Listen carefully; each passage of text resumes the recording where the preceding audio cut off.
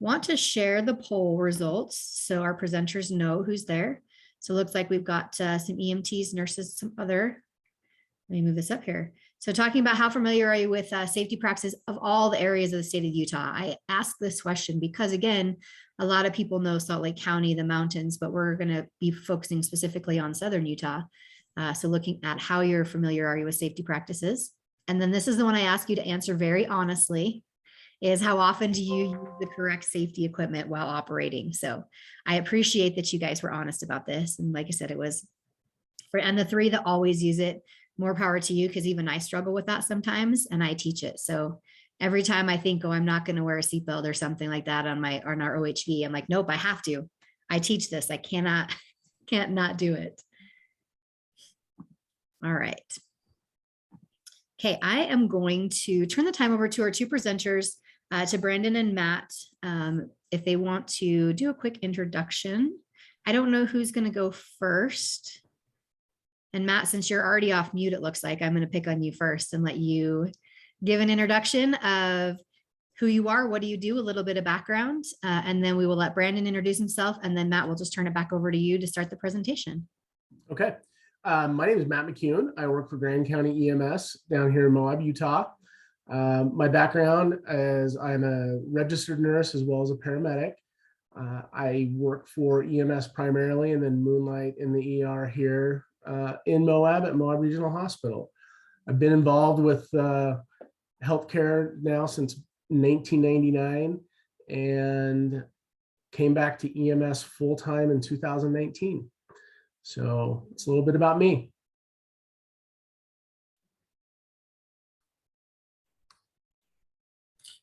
And I am Brandon Jensen. I'm a sergeant with the newly created Utah Division of Outdoor Recreation. Prior to this, I was a sergeant with Utah State Parks and Recreation Board before they split us. I've been with the division for about 8 years. I've been stationed up at Starvation State Park and Yuba State Park, and both law enforcement and administrative roles there. I'm heavily involved in training our new officers. And then Southern Utah, where I'm based, is really heavy with OHV use. So it's one of my main focuses. All right, thanks to both of you. Okay, Matt, we'll turn it over to you to do your presentation, and then Brandon will come over to you. All right. Do you have the ability to let me just did it. Present some stuff? Okay. Yes. Thanks All for right. reminding me. I forget sometimes. Let's see if I can make this work.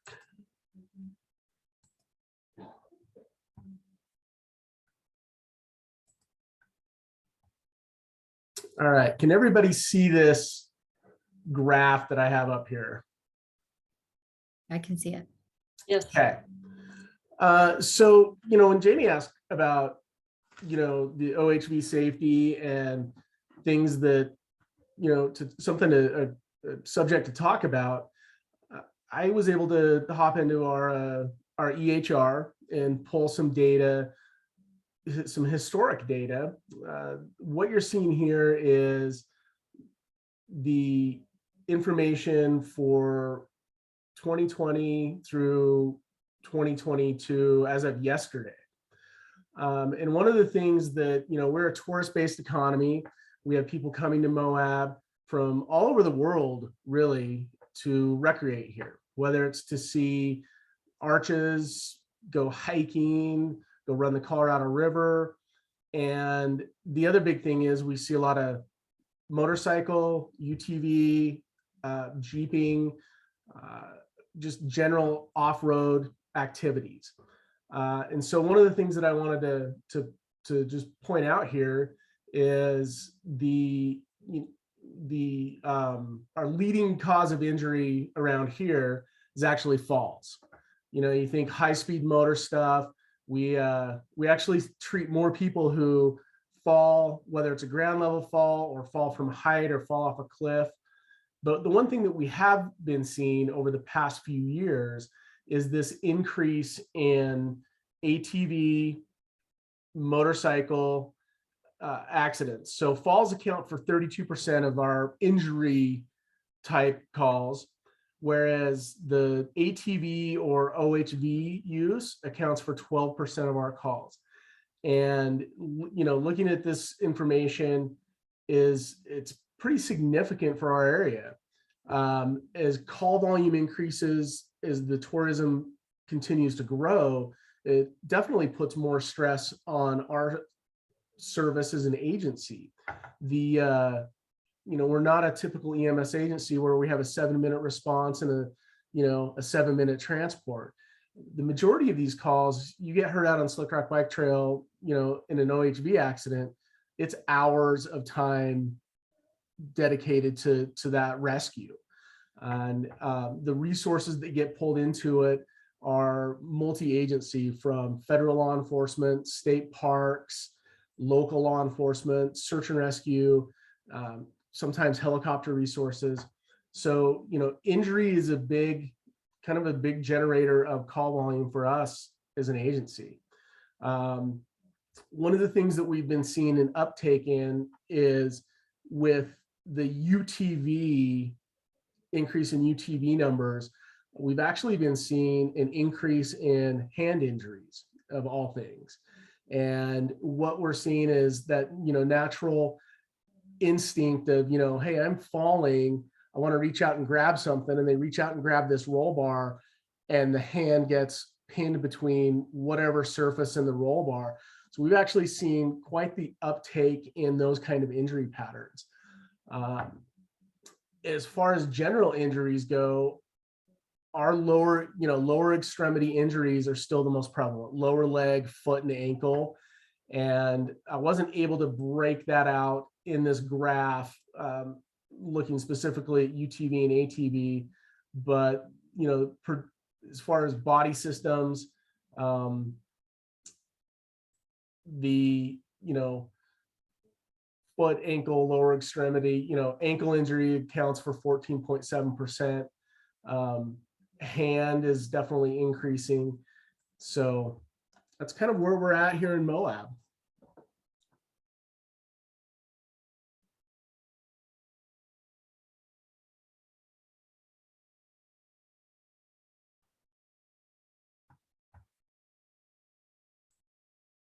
You guys have any questions?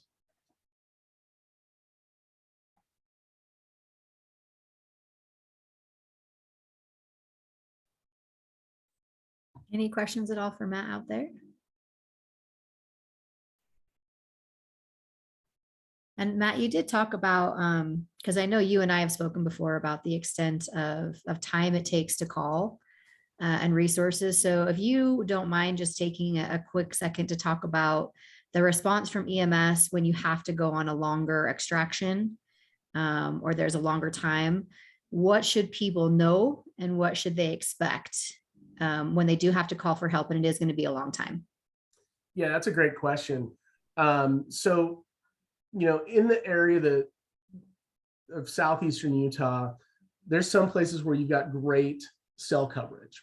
You can pick up your phone, you can call 911, you can call a friend, you can order a pizza before you get off the trail. But then there's just areas where you're not getting any communication.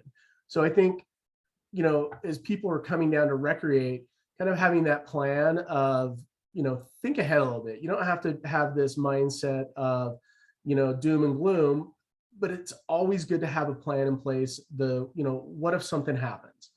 If we're going out on a bike trail, if we're going out motorcycling, how do we communicate if somebody gets hurt? One of the things that we're seeing an uptake in is these personal satellite communicators, the inReach, the spots, and we'll get several calls a year where the primary notification comes from that kind of technology.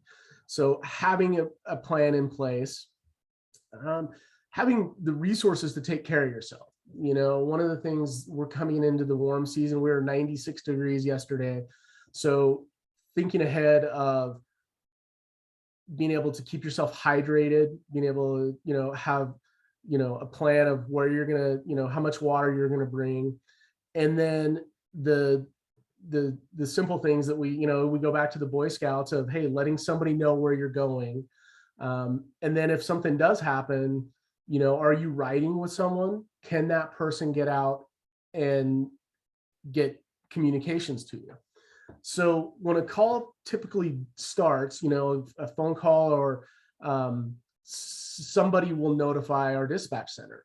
And from there, the dispatch center starts activating the resources needed for the specific area based on what that person is telling the dispatcher. And one of the most popular areas that we have down here for us to drive to, it's at least a 45-minute drive to get to the trailhead, a place called Whitewash Sand Dunes. And then once you get there, you have to really have specialized equipment to navigate around that area. And we're really fortunate that our search and rescue and our sheriff's department has made those investments in equipment that allow us to get to these patients. So, if somebody's injured out at Whitewash Sand Dunes, it's going to be at least an hour before we get to them most of the time. So, being able to give just a really good information to the dispatcher about, hey, this is where we're at. This is our location. These are the injuries of the person. And here's, we're going to have somebody rendezvous with you at this point. Or, this person's severely injured, please send a helicopter. And we have that happen several times a year.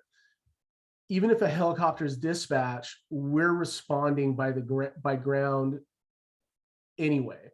Helicopters are notorious for not always working when you need them. So, the aircraft takes off and they get a chip light.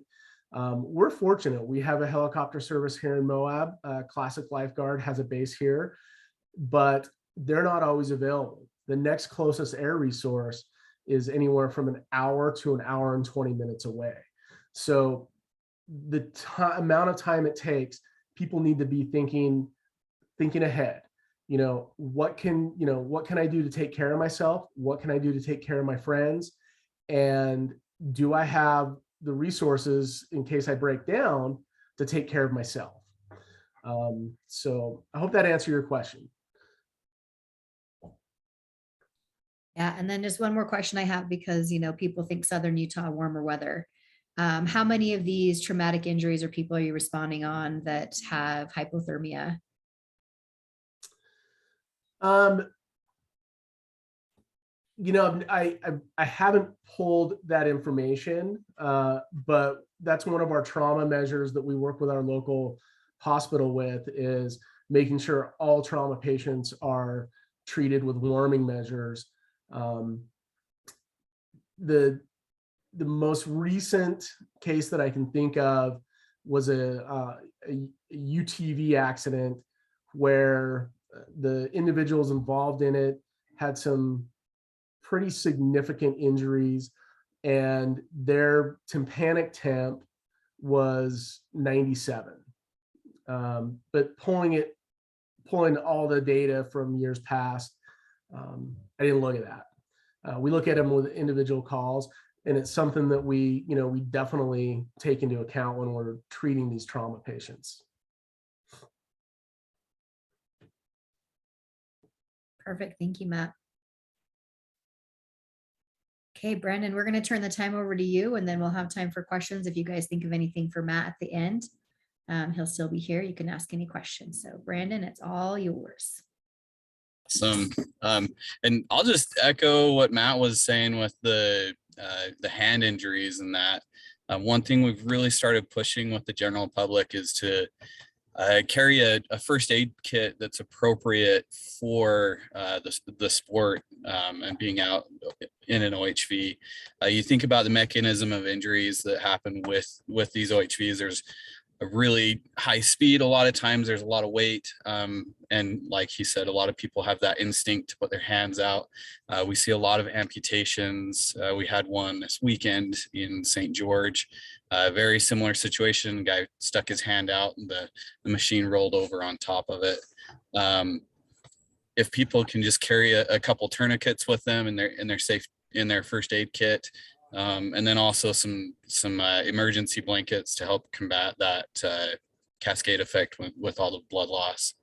That really seems to help out pretty quick. I am going to apologize. I am not well versed in Zoom at all, so this might be kind of interesting. Top speed for ATVs, really OHVs, the advancement in the whole industry in the last 10 years or so has just been astounding. You have some of the new side-by-sides would be way more capable than any consumer-based stock motor vehicle that you could buy in other industries. The only thing that's really going to compete with those is some of the like stock race or the race machines doing some of the desert races and that. But some of these new UTVs, you can pick them up from the dealer. You can cruise down just really intense terrain going 80 plus miles an hour. Let's see. And Jamie had asked me to do a little presentation on a kind of our basic OHV rules. Let's see if I can figure out how to get this to present. Sorry.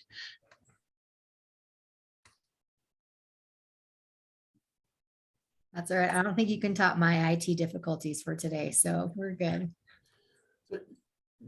Jamie, I actually had to do the Zoom update as well. Yeah, I think that's before what I messed logged me on. up. Yeah, so.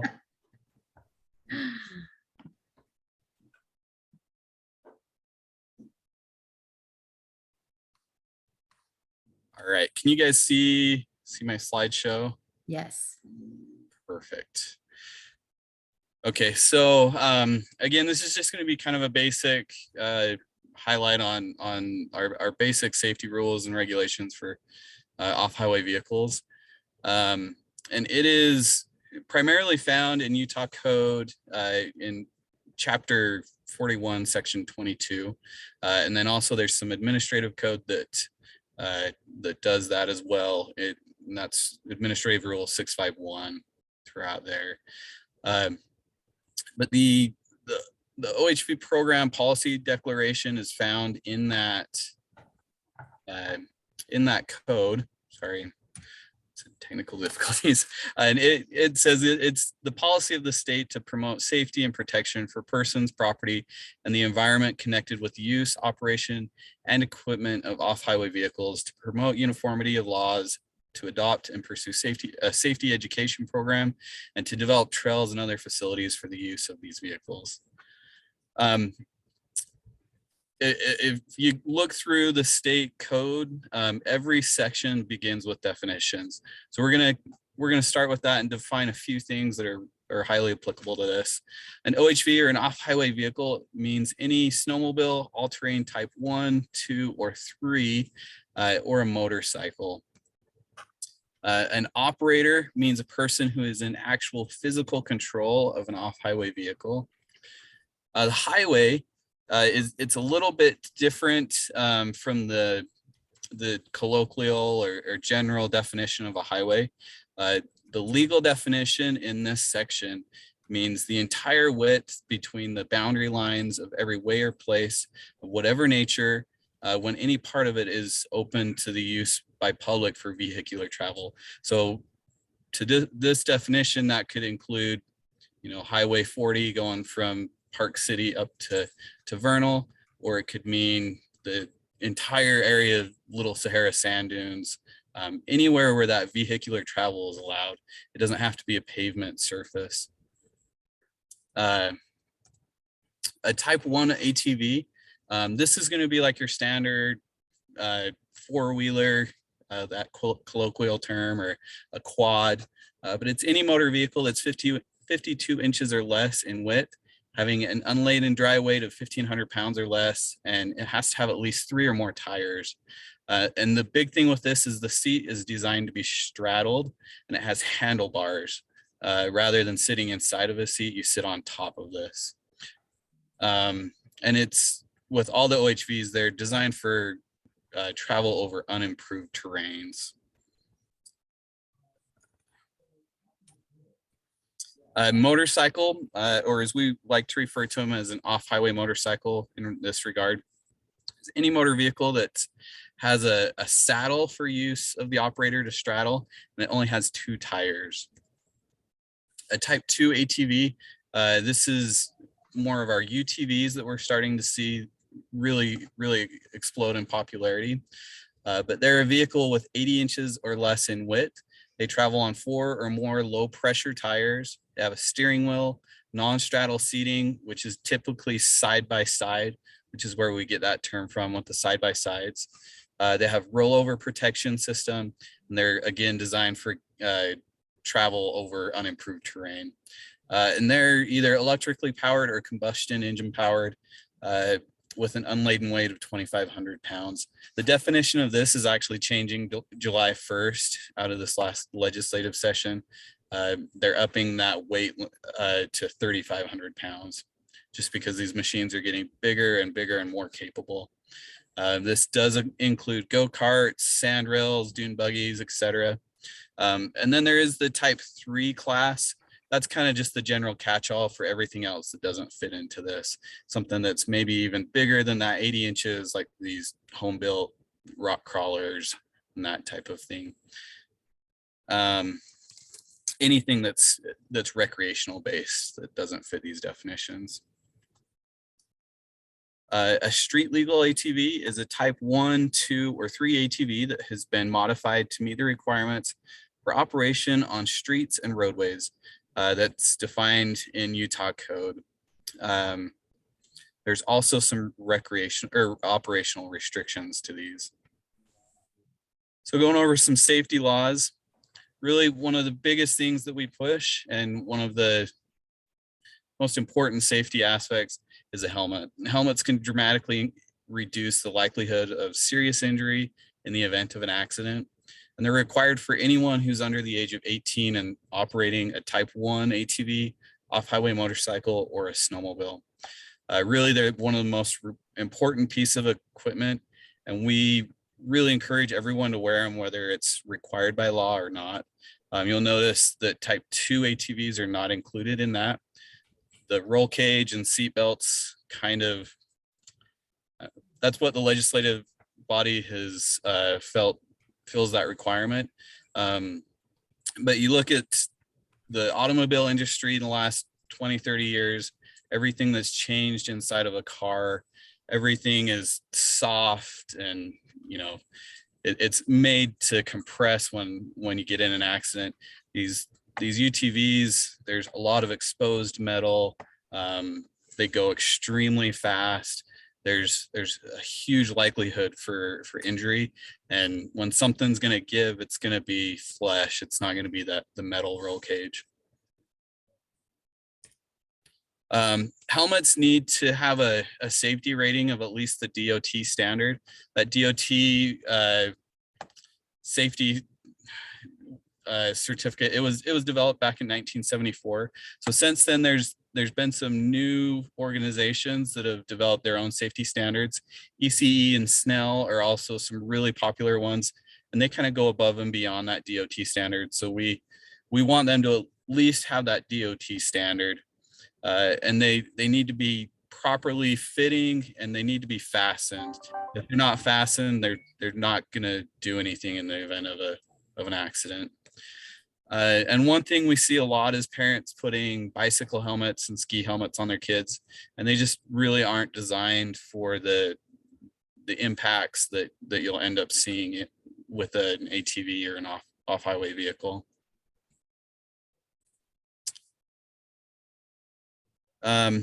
Youth operation. Let's see, sorry. So anyone under the age of 18 must be supervised by an adult unless they have a driver's license. And there's also a requirement for direct supervision. The law states 300 feet, and that is really, we want the parent to be available to give the operator advice, intervene if necessary. and have that constant supervision of them. We don't want the OHVs to end up just being a babysitter. That's where we really start seeing a lot of accidents. And the direct supervision needs to be an active role. And Brandon, as you're going on to the next one, we did have a question about Oh, yeah. children and ATVs on neighborhood streets. What are the laws for that? Pull that up real quick. Sorry. Sorry, if you have that on there, then just keep going. But yeah, so again, there's as far as operation on streets, it's dependent upon communities. If it's not a street legal machine, counties and cities have the ability to establish their own routes that are available for them or open it to everything. But kids should have that adult supervision. They need to have a helmet. And then we're also going to talk about some education requirements as well. So like I said, we don't want the ATVs to end up being a babysitter for the kid. We want them to enjoy it and be able to experience that and learn how to operate safely. And with that, we need that adult supervision. So with that, anyone under the age of 18 must complete a safety education course unless they possess a valid driver's license. It can't be a learner's permit. It has to be a full-blown driver's license. And they have to carry that safety certificate with them while they're operating. There's a number of different ways they can complete this course. In the past, it's been a hands-on course, and then there's an online option available as well. There's some new laws coming out. House Bill 180 was passed this last session, and that's going to change some of this quite a bit. It's going to require everyone under that age of 18 to complete an operational course. So they're going to have hands-on experience. It's going to follow similar to what we've done in the past, but we're also looking at revamping that quite a bit. And then with that too, there's a written portion of that class. House Bill 180 is requiring everyone that's operating to complete that portion, regardless of if they're 18 or older. And then that safety certificate needs to be carried with the youth as they're operating. The state views an off-highway vehicle as a motor vehicle, so you have to have your driver's license when you're operating your car or your truck down the road. Same thing with the four-wheeler or the side-by-side. If they're operating and they have that direct supervision as well, they still need to have that safety certificate.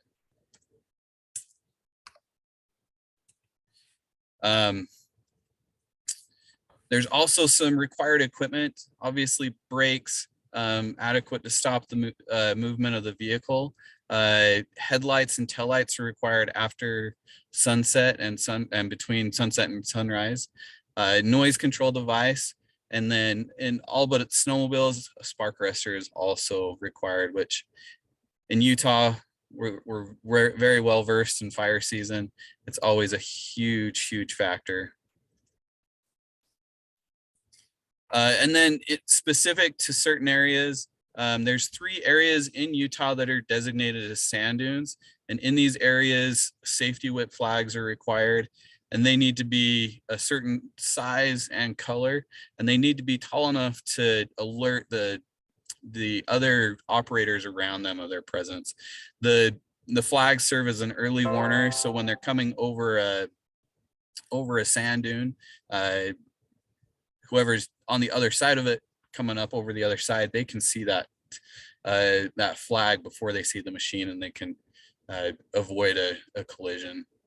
Those flags, they have to be at least 8 feet above the ground, so they're up high enough that they serve that warning. Or if they're on a motorcycle, a lot of people wear them in backpacks or on their helmet, and they have to be at least 18 inches above their head. And then in street legal ATVs, oh, and I guess back to that, those 3 areas with sand dunes, there's one in Washington County, referred to as Big Sand Mountain, or it's right next to Sand Hollow. Coral Pink Sand Dunes in Kane County, and then Little Sahara Recreation Area in Juab County. Street legal type 2 ATVs are required to have adequate seat belts for every passenger of the vehicle. There's some required equipment for the street legal ATVs. The type 1 and the type 2, it's pretty similar. But again, a type 1 is something you're going to be sitting on, straddling. So you'll see you might only be required to have one headlight, one tail light, where a type 2 you're required to have two. The other difference is where you have the passenger seating side by side and you're in a seat. That's going to require the seat belts versus just the helmet for the youth.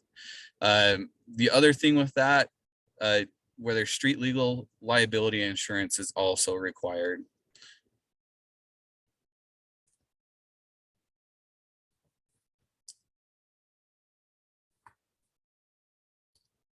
As far as traffic rules and restrictions, street legal ATVs are required to, and normal OHVs as well, are required to comply with all traffic rules. They're considered motorcycles for that. They also have to comply with all motor vehicle laws for driver's license and liability insurance. So driver's licensing is a big thing with alcohol and some of those things where if there's any sanctions on a driver's license, such as interlock restrictions or alcohol restricted, those are also going to apply to an OHV. We see that a lot with people who end up getting too many DUIs and they lose their license. They feel like they can drive a four-wheeler around instead, and that's going to apply to that as well. Additionally, operation on roadways, the top speed for a side-by-side or a street legal ATV is either 50 miles per hour or the posted speed limit, whichever one is lesser. And if there's more than one lane, they have to stay in the rightmost lane. No operations permitted on the freeways or divided roadways over 50 miles per hour in Class 1 counties, which that's only Salt Lake County. So no operation on expressways in that either. And the big thing with this is, like I said in the beginning, these vehicles are designed for off-highway use on unimproved terrain. They have low pressure tires. The rubber compound in the tires is usually a lot softer. So they don't operate like a normal vehicle would on the roadway. So they need to stay under that 50 mile per hour. I'm sure you guys in the EMS world have seen a lot of that.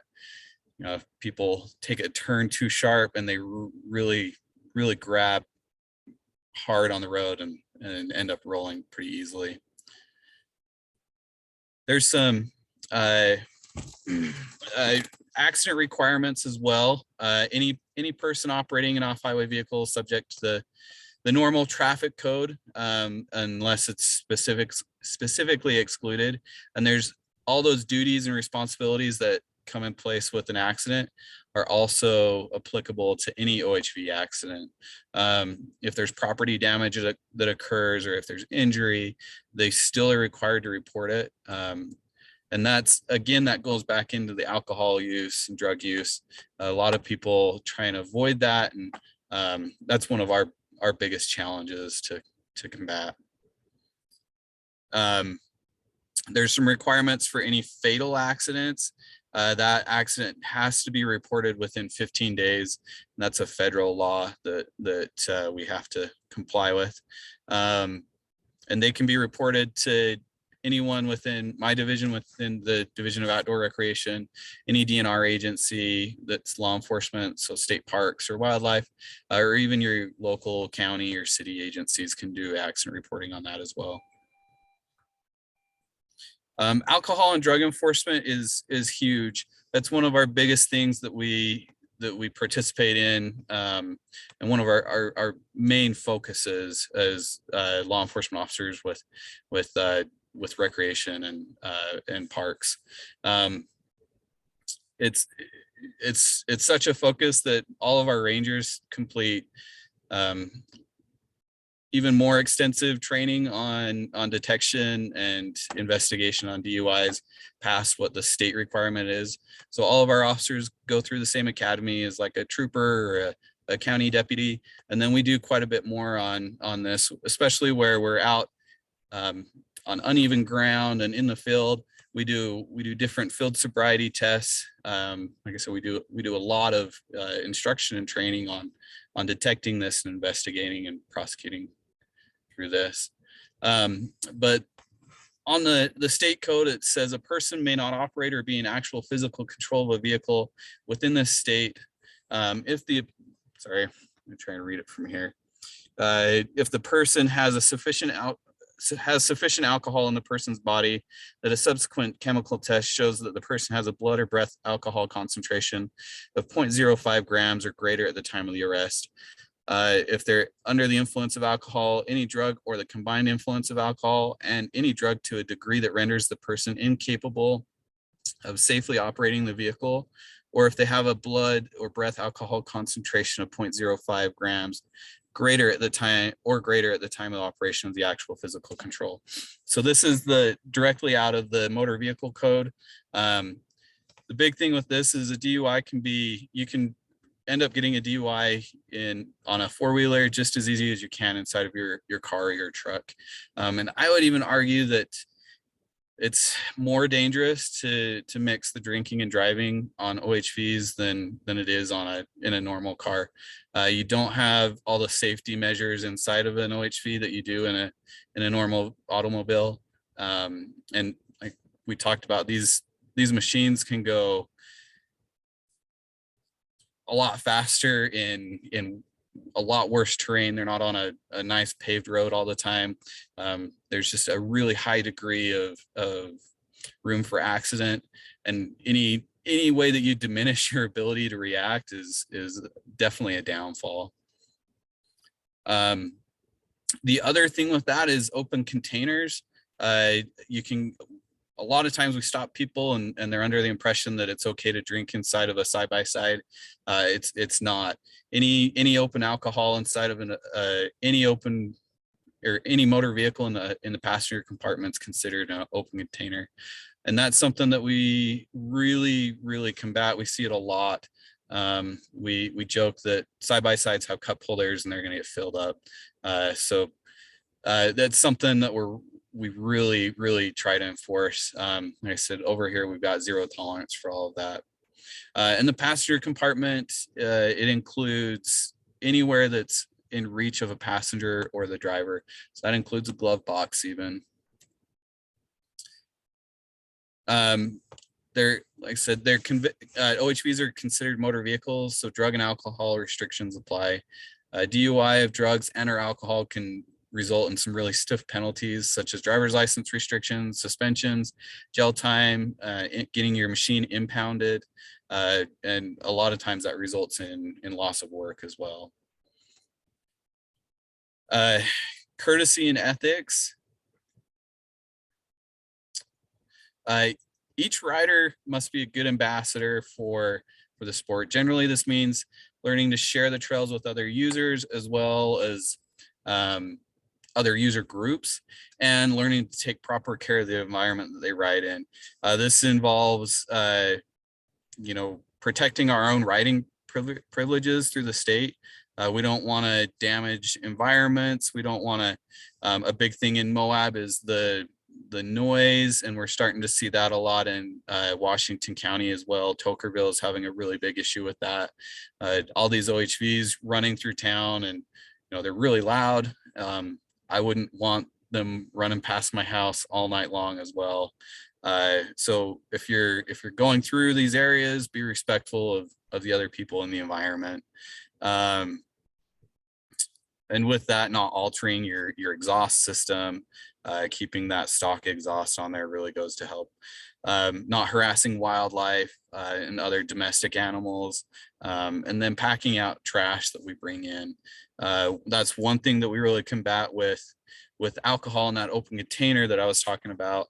A lot of people end up just chucking their cans because they don't want to get in trouble. So in the first place, just don't break the law, and then it's not going to compound it. The next one is riding areas. Utah is kind of a know before you go state. So a registered OHV can be operated on public lands, roads, and trails that are signed or designated as open for OHV use. So the thing with this is, even though an area might not be signed as closed, it doesn't mean it's a place that people can ride. It has to be a trail that's designated as open to OHVs. And then even with that, there's oftentimes size restrictions. A lot of trails are designed for 50-inch machines or less. And that really goes back into environmental damage and then also accidents. Some of these really big machines can't go down these trails without tipping or causing a lot more damage than they need to. And then also there's areas where you have to have a street legal certification on your machine as well.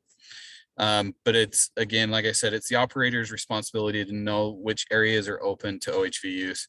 Wilderness areas are off limits to all motorized travel. And most land management agencies provide travel maps that indicate where OHV use is allowed and where it's not. And then all OHVs are required to have registration to be operated in Utah. Our Utah code actually says operate or transport over public lands. And that registration sticker needs to be displayed. This is how our OHV program is funded through the state. We have over 80,000 miles of off-highway vehicle trails, and this is how we maintain those trails and offer the education courses to the youth and do all of our public outreach. So it's a big thing that we push with everyone. They're good for a full year, and whether it's the street legal or the off-highway only registration. And then if you have a machine that you're operating that's not registered, it can result in a ticket or even in the machine getting impounded. There's certain areas that those stickers need to be displayed. On the motorcycles, it's on the left fork. On other ATVs, it's on the rear of the machine. And then there is also registration requirements for non-residents when they come into Utah.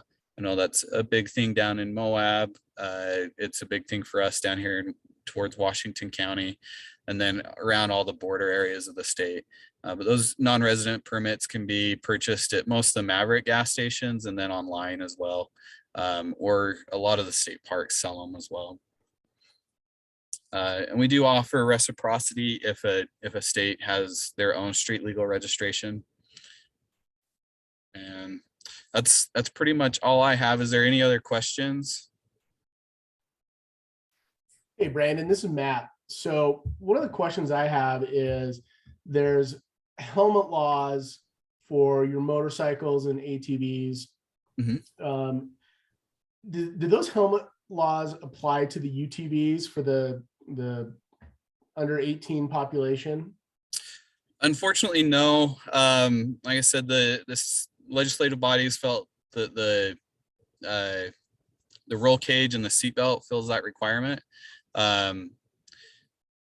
So in those, they're not required. We still strongly encourage everyone to wear them. Like I said, there's a lot of exposed metal, high rates of speed, and anytime there's an accident, people are jostling around. We see people hitting each other's heads, or hitting the roll cage or hitting in front of them, in addition to those injuries to the hand and appendages that we were talking about as well.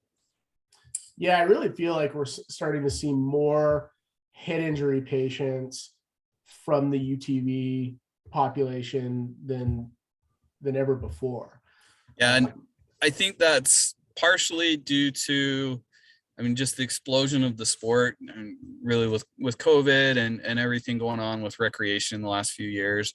I know the sales of machines are really high. It's hard to even buy machines right now, just because there's no stock of them anywhere, and inexperience coming along with that. And then it's an easy way to get your whole family out, and there's oftentimes 4 people inside of one machine, and just a lot more room for injury to occur in those accidents. Thank you. All right, thank you, gentlemen. I know we went a little bit over, and I need to launch the poll for you guys so you guys can get your contact hours. One question I did throw on there, just because we hadn't talked about this yet, and Brandon's presentation kind of got me into this, is in the trauma world, most of what I'm hearing is we're trying to get away from using the term accident.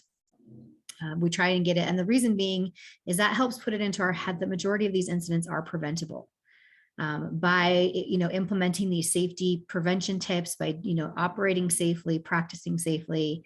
So just kind of throwing that out there, as when you're thinking of something as an accident, go back and think, how could this have been prevented? Because it most likely could be. So again, just trying to switch the focus for having people looking, of how can I prevent this? How can I practice safely? And not looking at it as accidents, although accidents do happen, we're aware of that, but just wanted to throw that out there. I am going to launch this poll for everybody so you can answer those. If you want more information too, like I said, these guys are going to hang out for our podcast. And you can get just a little more tips and tricks and all of that. So again, since we're over, I say thank you. And then Matt and Brandon will stay on so we can do our podcast.